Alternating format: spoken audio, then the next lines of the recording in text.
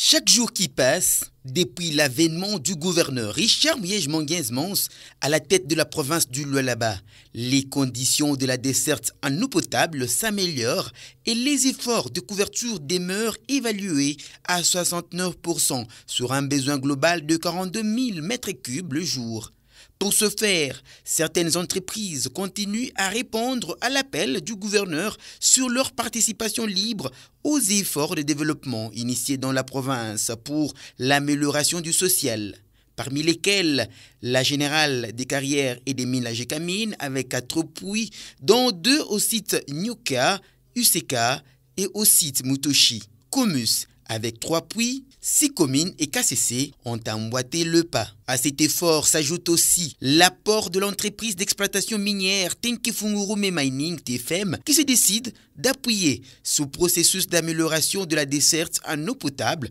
pour la ville de Kolwezi en lui dotant de 3 pompes de grande capacité qui devront lever les contraintes rencontrées dans ces secteurs pour enfin extendre le réseau régie des eaux qui ne produit actuellement que 29 000 m3 le jour et qui devra, avec cet apport de TFM, ajouter la production à 57 000 m3 le jour et qui devra porter sa couverture à 136%.